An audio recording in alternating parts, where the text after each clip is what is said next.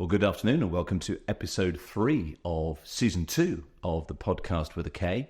I've taken some time and trouble to explain why it's spelled with a K previously, so if you want to understand it, you'll have to listen to the previous episode.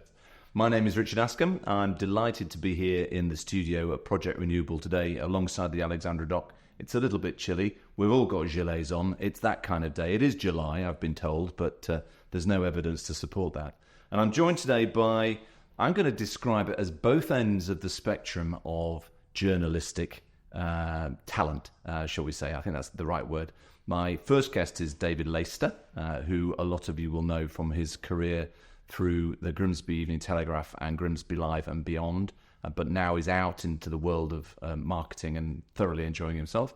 And my other guest is Finn Gray, who is also my producer and engineer on the podcast with a K, but is about to start his career in journalism. And as these guys are both Grimsby boys through and through and entering or leaving the same career, I thought it might be quite fun to talk to them both about their perspectives really on Grimsby past and Grimsby future. So good afternoon, gentlemen. Hello. Hi there. How are you both? Oh, spectacular. It's so lovely and sunny outside. There's a hint of cynicism there that will stand him in good stead, Dave. How are you? I'm very well, thank you, Richard. Good. Well, it's nice to see you both, and thank you for joining me today. I'm going to start with you, Dave, because you've made a move recently in your working life away from journalism and into the world of marketing, although largely there's a degree of similarity in that, and your wordsmithery, I think, will be very useful in that world. How are you finding it in the big, bold, brave new world that you're in? It's good. There are very many similar strands to journalism. Yeah, I joined Fred with that remit, to PR and media specialism there. Clients need to tell their stories, just like anyone does with a difficult media environment out there now. It's more important than ever that people get their own stories out there. As you're well aware with, things like the podcast with a K and, other avenues, be it social media, people need to tell their own story now. And their stories are what gravitate people to brands, to products, to events. We need to keep getting it out there. It's a noisy world, isn't it, right now? It is. There's so much demand on your attention. It really is. And I think when I first started in journalism, way back in mid-90s, you could rely on somebody reading a newspaper for upwards of half an hour an evening. There was 3 channels on the TV, so 3-4 channels on the TV. So, things have changed. We had, Sky, we had 24/7 new rolling news, and then smartphones and social media explosion just changed the whole dynamic. And while you still need the stories out there, the way that people consume them is completely different. And Finn, I guess that's a good lead into you, really, who are probably a digital native is the best way to describe you, having grown up in the iPhone era. This is what we've just described as a perceived problem is actually a standard practice for you.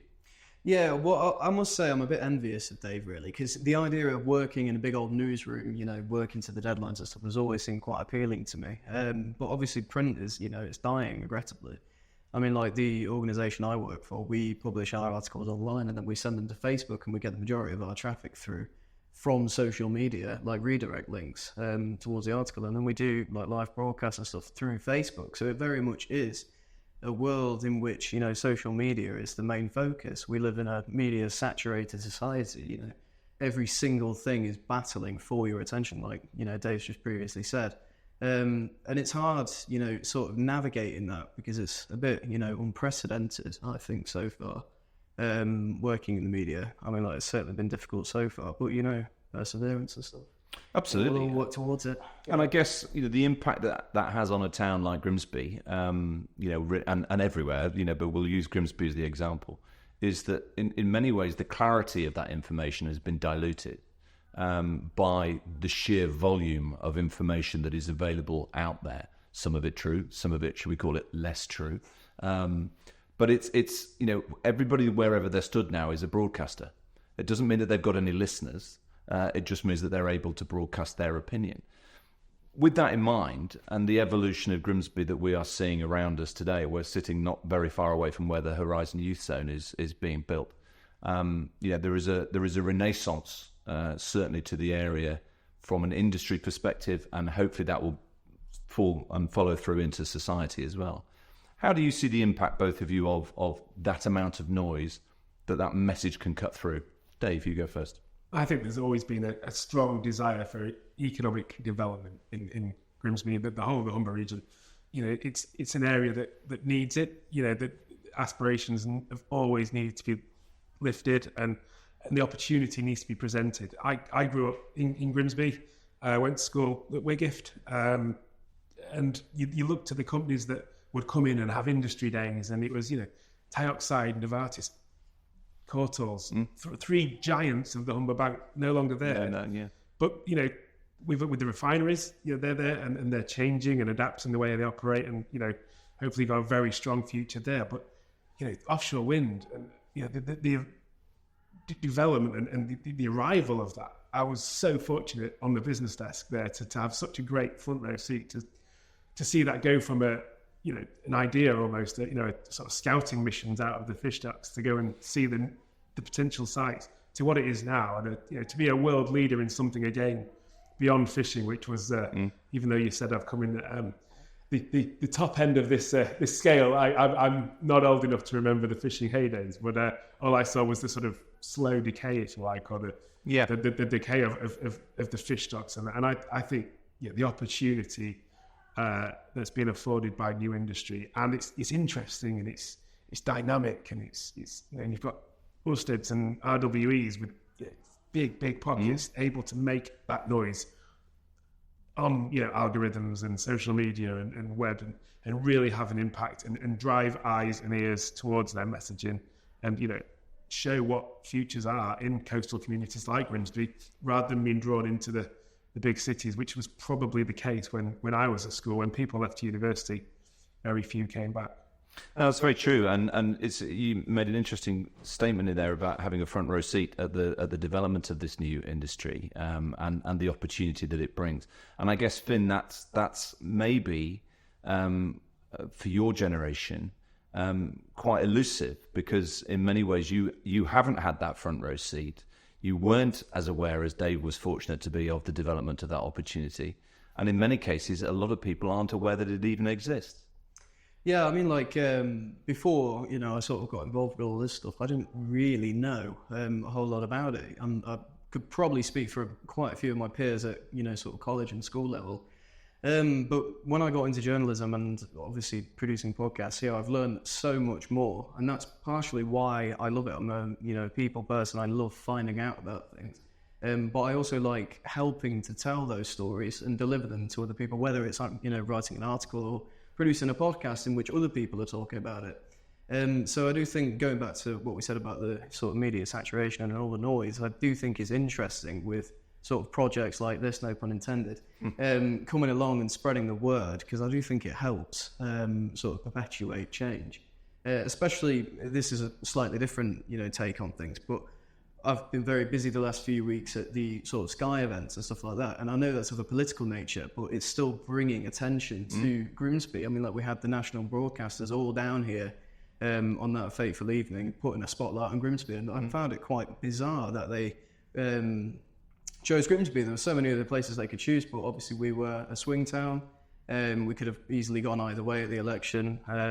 I'm not going to insert my personal opinions here, but they obviously have that focus on us, and it's great to have that spotlight in sort of any sense, whether it's us, whether it's a national broadcaster coming down, all that sort of stuff. It is, and I agree with everything you just said, and I was a little bit part of that as well with Sky during that period of time. But what was very clear, and you'll know this better than anybody, Dave, is that national narrative tends to come with a negative slant towards it. And I was talking off air with one of the Sky presenters on the day that I was talking to them, and she said, Grimsby's way nicer than anybody told me.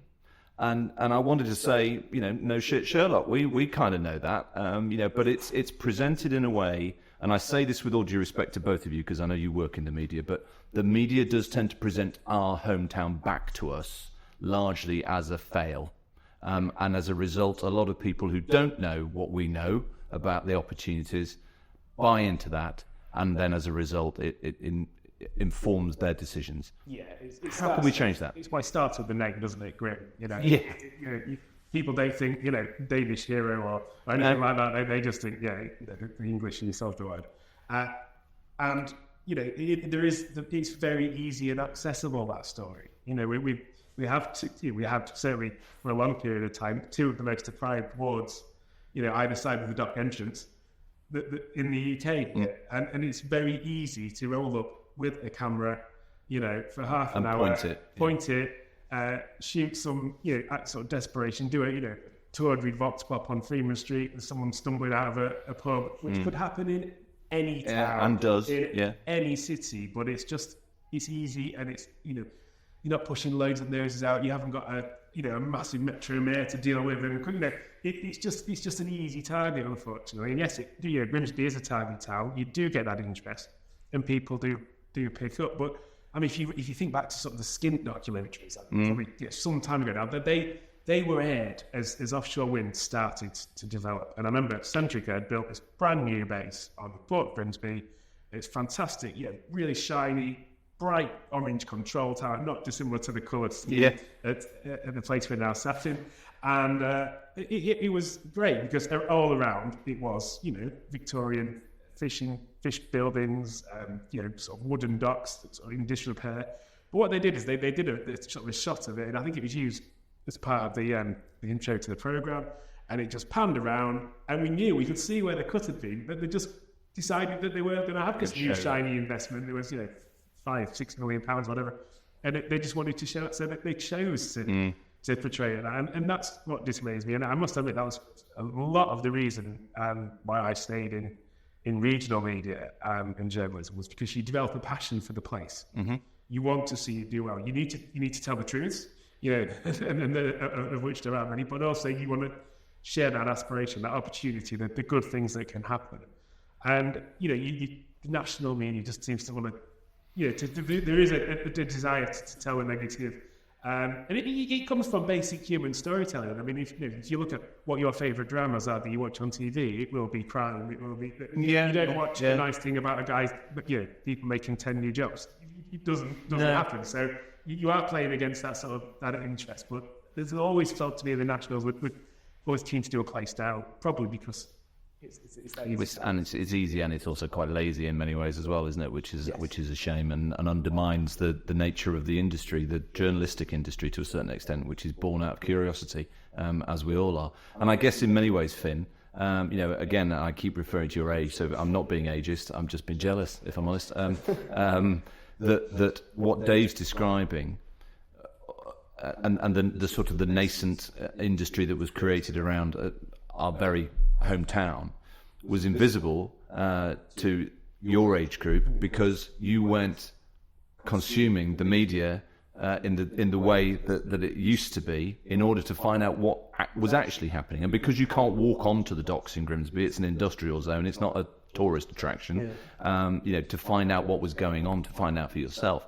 How much of that Dave's described passed you by? Other than, we'll put the negativity to one side, but just the information. Well, I just want to address something you said there really quickly about the docks being a tourist attraction, because I'd argue that they are sort of heading in that direction, heritage, which is great to see. And back on the point earlier, I had no idea that was a thing before I started working with what I did. I had absolutely no idea. It's the Netflix studios of the future. Yeah, you can go down there, you can visit the galleries, there's the Creative Start Guide, you can go have a cuppa on the docks, I think it's coffee on the docks. But, I had absolutely no idea that was there. So working in the media, obviously, I'd like to sort of change that narrative. Our company was actually started with the idea that we wanted to reverse what was said on the Skint documentary. We want to show that Grimsby is actually, a good place. So we want to tell the truth, like Dave said. But obviously there are some sort of drawbacks to the area. Yes, it was hit incredibly hard by all the stuff that went on, I think it was, the 80s and the 90s with the cod wars and stuff like that. The fishing industry declined heavily and has left poverty in many of the areas, but there is so much going on, and I get out and I get to see quite a lot of it as sort of a roaming reporter. And just the other day I went to the celebrations at Grand Coral Park about its 120th birthday. I spoke with the mayor about it, and people are so positive about the area, and we just need to give them that voice. Yeah, definitely. Change. Definitely. And we talk a lot, Dave, and you've been in all the same rooms that I've been over the last few years about the skills gap in the area. And in order to bring prosperity to an area, that area has to be highly skilled and highly invested, personally as well as financially, in its own future. But before a skills gap, there's an awareness gap. And this is the bit for me that and I really wanted to talk to you both about this today, because how do we bridge that awareness gap to the extent where people understand, young people understand, that those skills are absolutely necessary? So, at a political level, we talk about the skills gap, but we never bring it back to a societal level to understand how you fill it. How would you address that awareness gap? You've got to show people. You've got to see and you've got to feel it to know it, and you've got to see yourself in it. Mm-hmm. So, I think that we are starting to see some fantastic case studies and examples of people working in the refinery sector, in engineering, and showing that it's not all middle-aged men with sort of greasy fingers and thumbs and dirty overalls. That it is actually so much more than that. There's tech involvement. There's opportunity, fantastic opportunities to work globally if people get the skills here, but at the same time to stay here and deliver for what is a fabulous mite of an industry on the Humber Bank and out, offshore as well now. And it's sort of busting that stereotype, and then it's making it attractive. It's helping people realise the sort of the wages and the careers that can be made in that area. There are people working on oil refineries earning more than I could have ever imagined earning in journalism. More than most footballers. Yeah, exactly. And it's making people aware, because you have this sort of that instant gratification culture now, and you see the teenage influencers and looking fantastic on TikTok and all that. And apparently, according to my daughter, I know nothing, know nothing of these things. But you've got to show that lifestyle is achievable with hard work as well, and not just followers on YouTube or whatever is the current favourite. Something tangible, really tangible evidence of what's possible. I think you're absolutely right. And longevity as well. It's not just a flash in the pan. These jobs are careers. That will see people through their working lifetime, and that has got to appeal, you'd hope.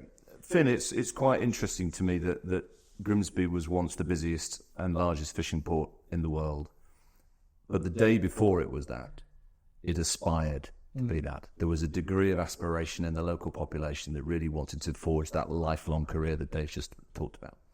So you're 18, is that right? Yep, that's right. See, how annoying is that, Dave? Let's just think about that for a second.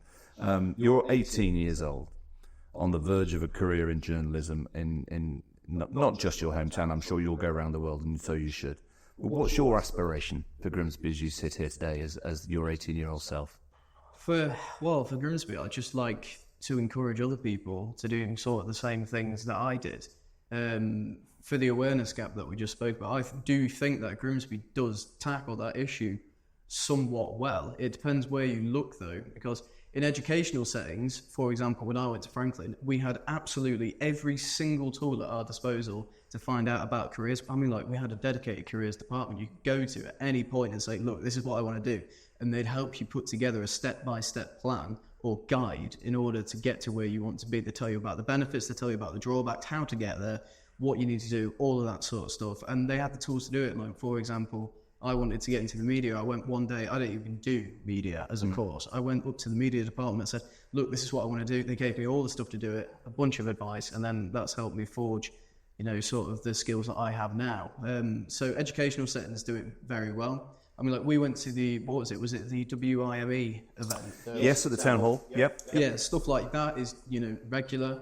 Encouraging girls into STEM, basically. Exactly. Yep. So I do think we do quite well. Obviously, as with everything, there's always room for improvement. Mm-hmm. But I do think we do, awareness quite well with all that is sort of going on in the town, especially with the renewables. Because with what is it? The on the word.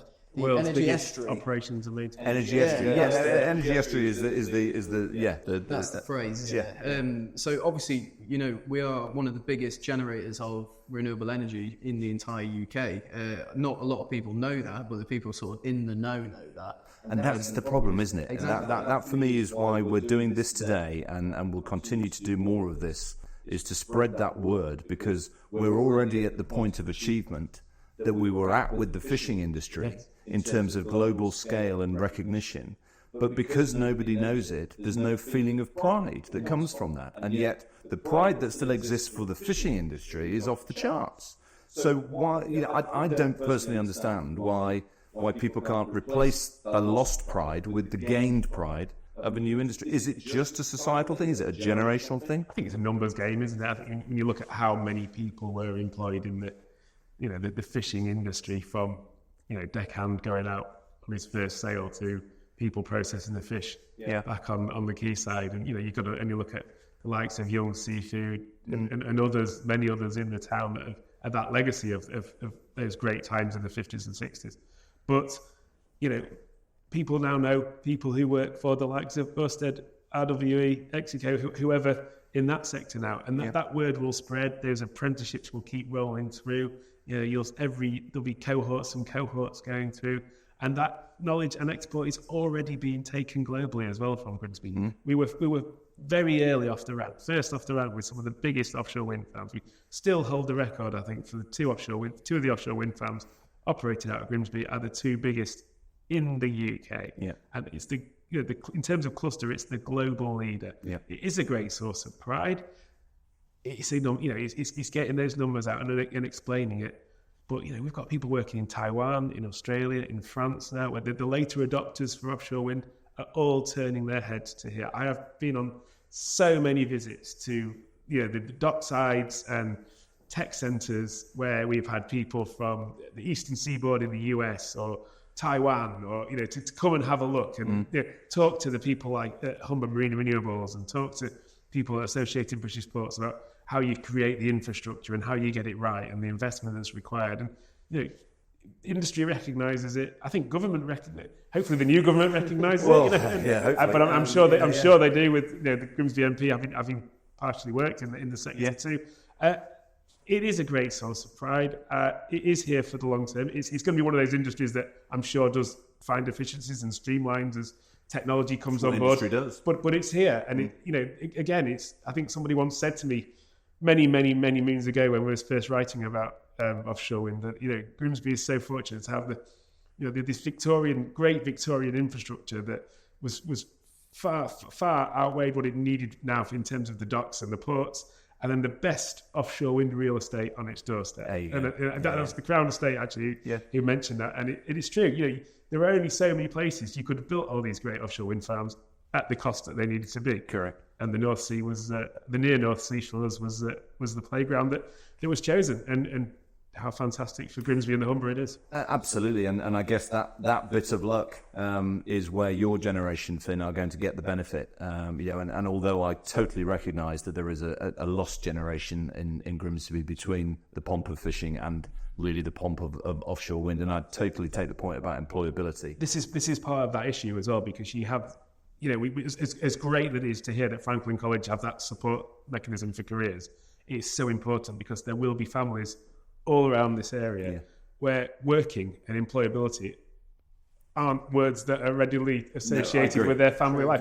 And that is something you've really got to break to a rising tide lifts all boats. Well, we need industry and economic activity to lift all families around this. And the difficulty, Finn, I think, as I draw this to a close, is how we get this information that the three of us are sitting in this room today all know. How do we get it to the people that don't? Because they're really the target for the optimism and the aspiration that we're talking about today is only any value if it reaches the recesses of the world that don't believe there's anything in this for them. How do we get to that? Well, it's like what Dave said about some people not knowing what employability and all that sort of things are.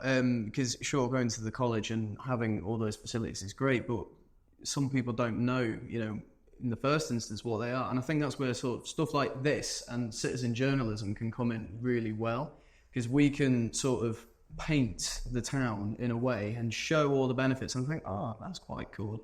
And then they can go and find the tools to get there. So we can sort of address the awareness, and then places like Franklin can address the skills, and then you're on the way to success. And it starts at a really young age. That curiosity, that desire to find out more. It's one of the reasons that Project Renewable is here in the first place, is to engage with that age group. I did a podcast yesterday with a lovely lady from the Crown Estate, who's one of our partners here, and she's a marine biologist now. And I asked her what got her into marine biology, and she said playing in rock pools when she was a kid.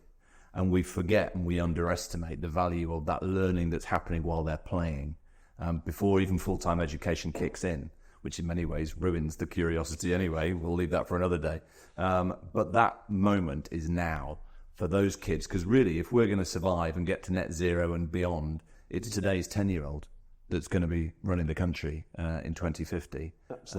Final thought from both of you today. What would you do to inspire that generation for Grimsby's future? Dave? Show them everything. Yeah, the more industry involvement we can get into schools, the more schools you can get through Project Renewable, and get out onto the water. We've got offshore wind farms 3-4 miles from the dock tower that can be seen, that can be easily facilitated. And we just need to explain to people that this is on their doorstep. These are careers, and the opportunity is here. And in the industry and companies themselves have just got to keep telling that story. And it's that drip, drip, drip across every platform, in every available place. Having a setup like this in Grimsby Town Centre, where it is visible, because I've just spoken about the docks being it's a factory gate when you get there. Yeah. It's 8-9 power stations that you can't see, but it's there. So to show that in a high footfall area where people can gain an understanding, have it explained to them if they're not aware, and then just keep telling them, but hit those key touch points of primary school children and let them pick up on it and let them run with it. 100%. And Finn, it's not that long since you were at primary school. No, Equally irritating. My children are now leaving primary school. But on that basis, it actually gives you a really good perspective to talk about your thoughts on that. Well, I completely agree with Dave. I mean, we're trying to get the boat tour. I don't know the legalities around taking primary school children on the boat to go out. We'll talk to our insurers. But, stuff like that, enrichment is really important for me in terms of inspiring the next generation, because, like Dave said, it needs to be in front of them. They need to see it. They don't need to hear about it as much. They need to see it and see the benefits. That's how I do it. Ladies and gentlemen, thank you for listening today. This has been episode 3 of the Podcast with a K, with the seasoned journalist David Laister and the soon-to-be seasoned journalist Finn Gray. Thank you, both of you, for your company today. I hope you've enjoyed listening to this, and if you have, please do what we're trying to do, which is to spread the word about Grimsby's opportunity to that next generation that is so important. Thank you, and we'll see you somewhere soon.